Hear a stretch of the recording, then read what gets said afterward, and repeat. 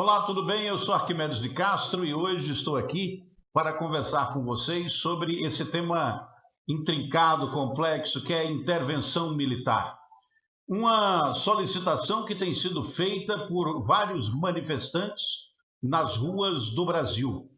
Esses manifestantes apoiam o atual governo, mas paradoxalmente pedem a intervenção militar. Querem esses que o presidente governe sem dar satisfação a ninguém, como supremo comandante das Forças Armadas. E garantem que com isso o Brasil vai ser salvo, o Brasil vai se tornar um país melhor. Será que a coisa funciona realmente desse jeito? Eu convido você a ler comigo a Constituição Federal, para a gente entender o que está por trás desse tipo de iniciativa. E, inevitavelmente, você vai compreender que a Constituição da República Federativa do Brasil, publicada em 1988, em nenhum dos seus artigos autoriza as Forças Armadas brasileiras a se comportarem como um poder moderador em eventual conflito entre os poderes. Por exemplo, não tem dizendo assim: se houver um conflito entre o poder executivo e o poder legislativo, quem resolve é as Forças Armadas. Se houver um conflito entre o judiciário e o executivo, quem resolve é as Forças Armadas. Não tem. Não tem nem parecido. Isso não existe na Carta Política, na Constituição Cidadã de 1988. Isso porque a Constituição de 88 foi criada justamente após a Revolução, a Revolução Constitucional, que alguns chamam assim, né? Mas o período de ditadura militar, onde não havia eleição direta para presidente da República, onde quem governava o Brasil eram os militares escolhidos por eles mesmos. Então, repare, não havia poder civil, havia uma ditadura militar. E depois dessa ditadura militar, com o restabelecimento do poder aos civis, ou seja, ao povo, a Constituição foi feita e foi feita justamente para que nenhum outro golpe militar fosse possível. Nem a Constituição anterior autorizava esse tipo de coisa que muita gente pede pela rua, na minha opinião, por serem pessoas de pensamento espontâneo. Não estão sabendo do que estão falando. Acham confortável viver em valores militares. E eu compreendo que algumas pessoas gostem de viver sob rígida disciplina, que algumas pessoas gostem de viver seguindo uma hierarquia, mas há quem não goste. E é por isso que não se pode deixar que os valores militares sejam supremos, que os valores militares sejam os únicos possíveis para um cidadão. Os valores militares existem e são, na minha opinião, válidos. Não há problema nenhum. Agora, não se pode impor eles a quem não quer segui-los. E nessa discussão é interessante porque há um imbricamento entre conceitos, não é?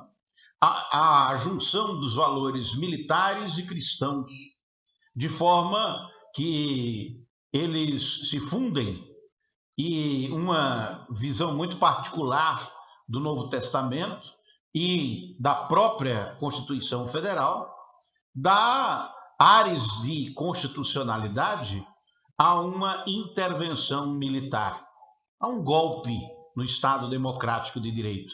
Porque só existe Estado Democrático de Direito aonde existe Constituição, aonde existe a separação dos poderes e aonde existe um sistema de freios e contrapesos.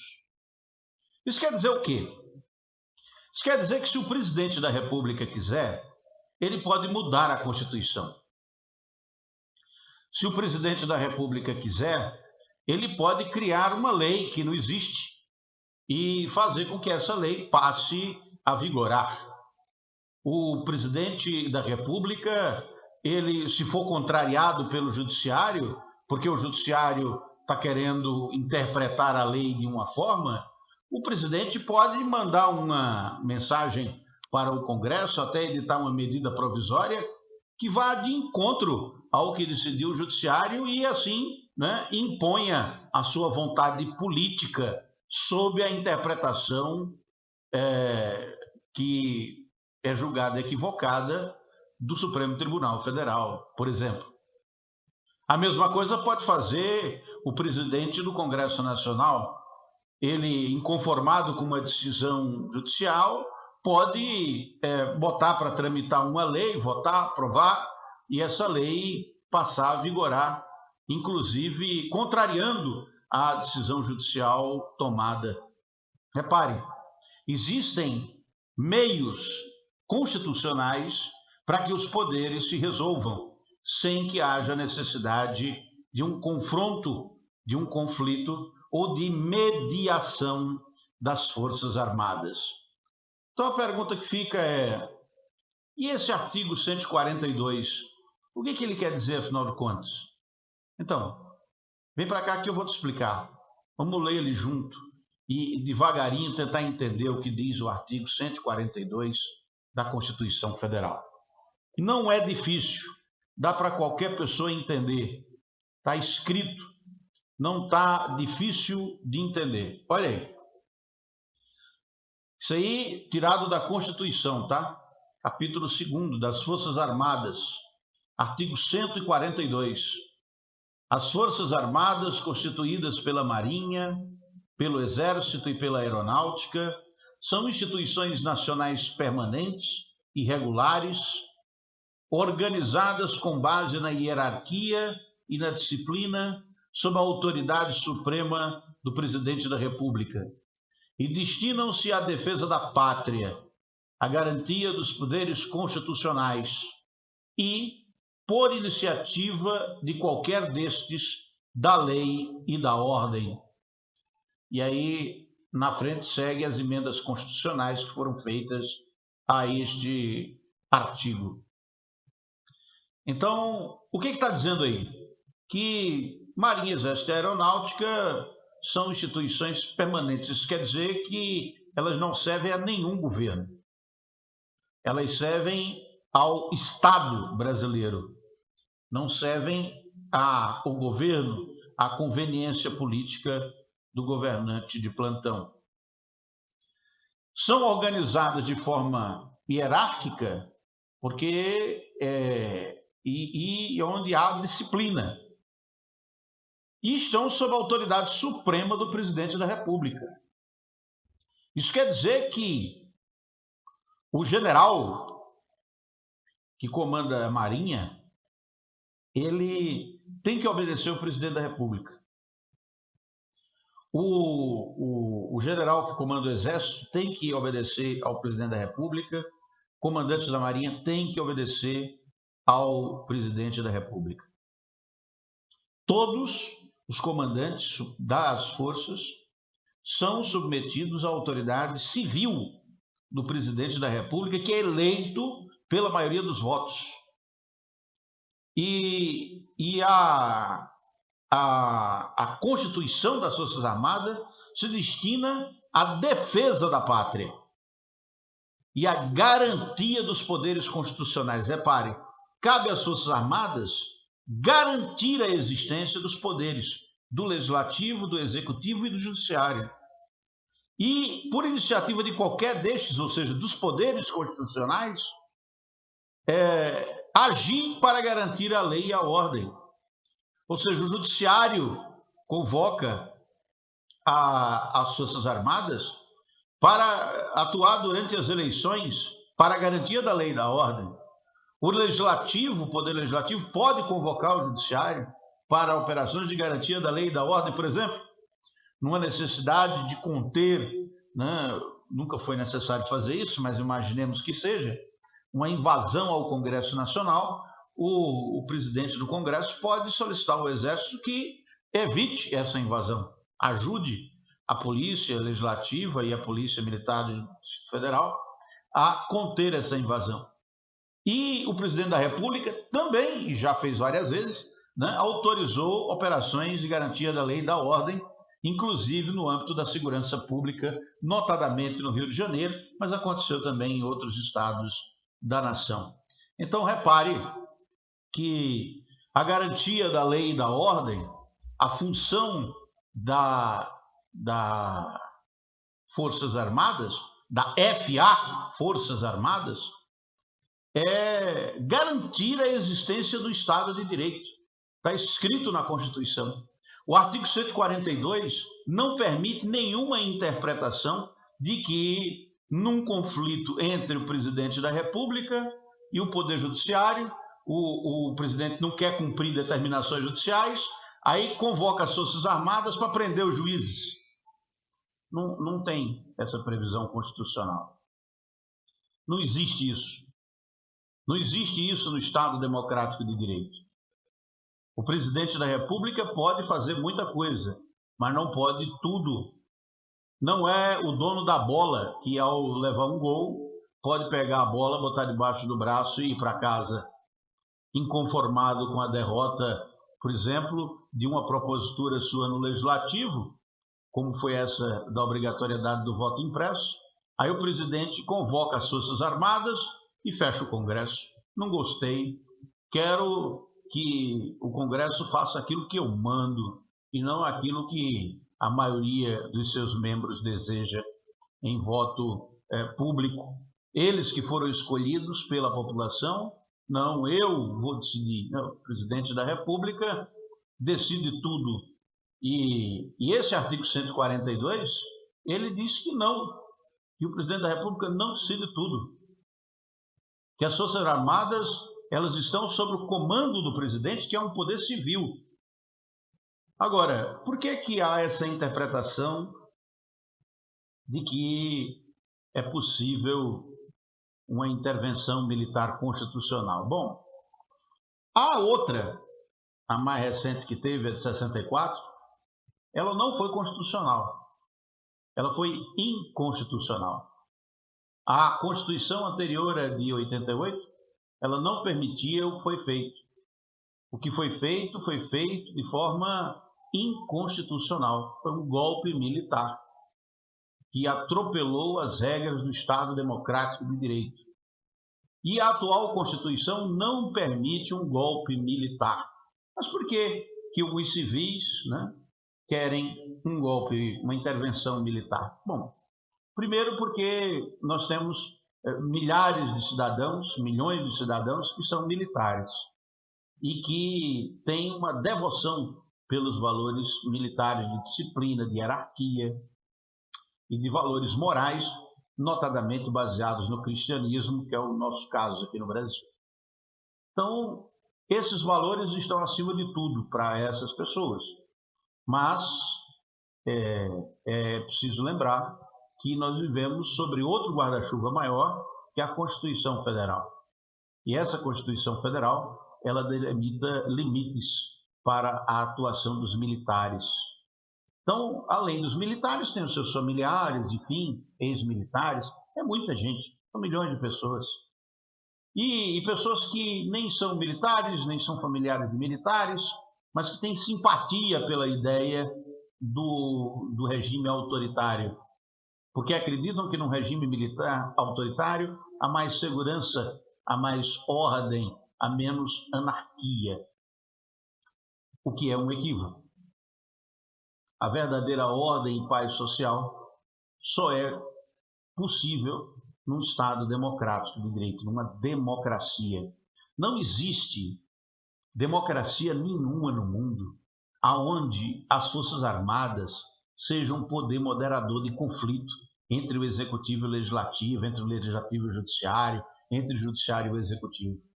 Os conflitos entre os poderes têm que ser resolvidos com os mecanismos constitucionais de freios e contrapesos.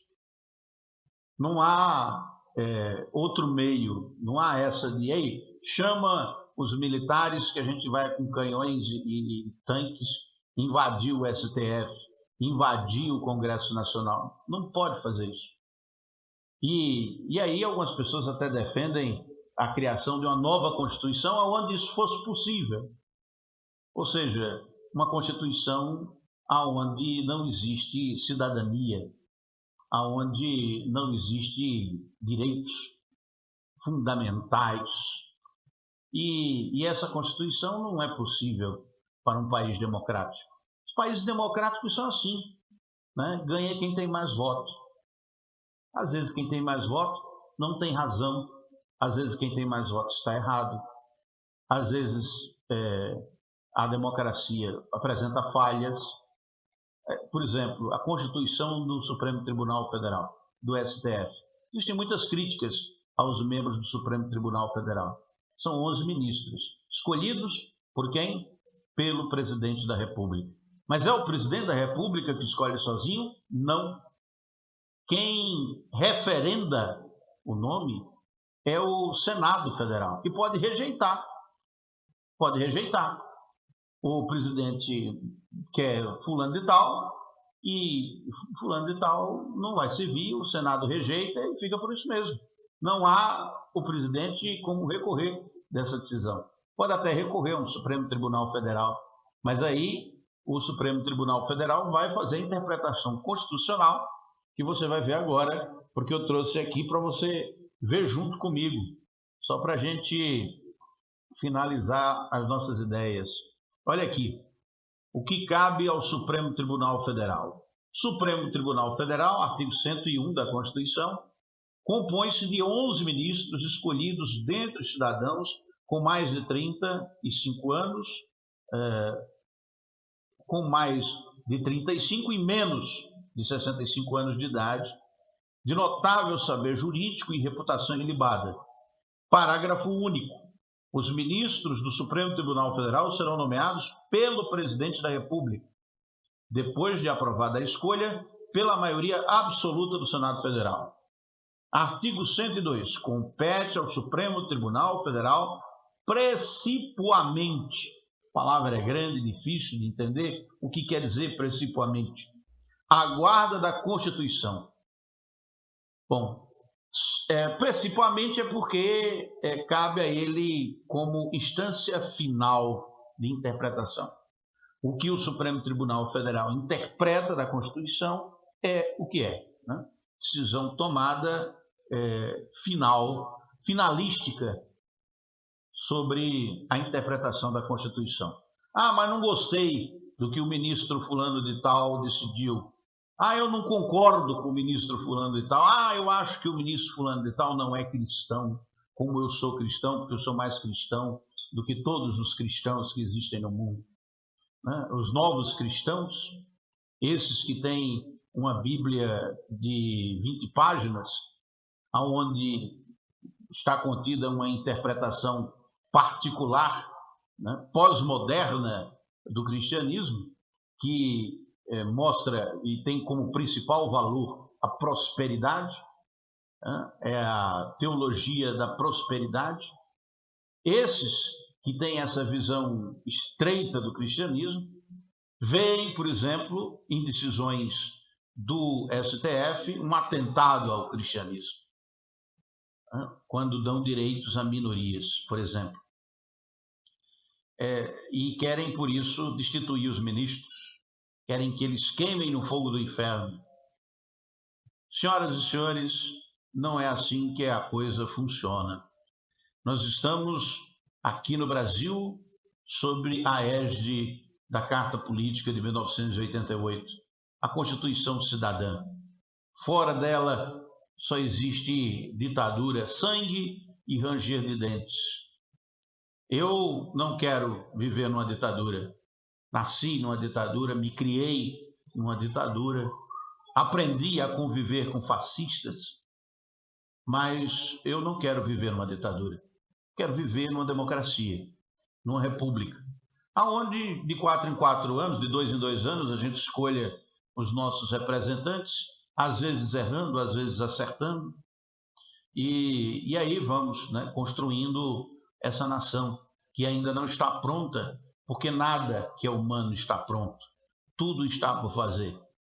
Não existe STF perfeito, não existe Congresso perfeito, não existe presidente da República perfeito. O que é a busca da perfeição é que esses poderes convivam juntos e busquem juntos, o melhor para o país. Isso é o que esperamos que aconteça. Mas é possível que aconteça um golpe. É possível que, encurralado pelo judiciário, sem ter o que fazer, o presidente resolva cercar o Congresso e o Supremo Tribunal Federal com tanques de guerra, mandar prender os congressistas todos, mandar prender os ministros do Supremo Tribunal Federal todos, e aí mandar sozinho, sem dar satisfação a ninguém. É isso que algumas pessoas desejam. Eu não acho que isso seja o correto a fazer. Parece que o caminho é outro, completamente diferente desse. O presidente da República está no poder, está governando, tem apoio do Congresso Nacional, não precisa dar um golpe militar. Pode se defender nas instâncias judiciais das acusações as quais são feitas contra ele, sem problema nenhum. O presidente da República tem imunidade presidencial. O presidente da República não pode ser preso, nem vai ser preso, porque a Constituição não permite. O presidente da República não pode ser deposto assim do dia para a noite. Não é assim que funciona. É preciso que 3/5 da Câmara, em 2 votações, e do Senado, apoiem esse impeachment. Portanto, eu não vejo nenhum risco ao presidente da República, contanto que ele cumpra as decisões judiciais que estão aí para serem contestadas nas suas instâncias ou cumpridas em última instância. Se cumprir as regras constitucionais, vai terminar seu mandato tranquilamente. Depois disso, poderá, inclusive, durante o mandato, concorrer à reeleição, reeleger-se, se estiver elegível, porque existem processos judiciais que podem comprometer a reeleição do presidente. Mas ele está aí com seus advogados, com a Advocacia Geral da União, com a Procuradoria Geral da República para defendê-lo. Lá no STF tem o Nunes Marques, ministro nomeado por ele para defendê-lo, agora vai nomear outro. Então, não há nenhum perigo ao presidente para que ele possa inventar de dar um golpe militar. E se houvesse uma intervenção militar, muito provavelmente o presidente não seria Bolsonaro, seria um general das Forças Armadas, escolhido pelo alto comando, e não um capitão, né, que foi expulso da força por indisciplina. É isso que eu tenho para hoje. Eu sou Arquimedes de Castro, este é o Laboratório de Comunicações. Até a próxima. Compartilhe esse conteúdo, deixe seu like e também comente, deixe aqui suas críticas e seus comentários para que a gente possa interagir. Compartilhe esse conteúdo com seus amigos que gostam de política e querem entender esse momento em que vivemos. Até a próxima.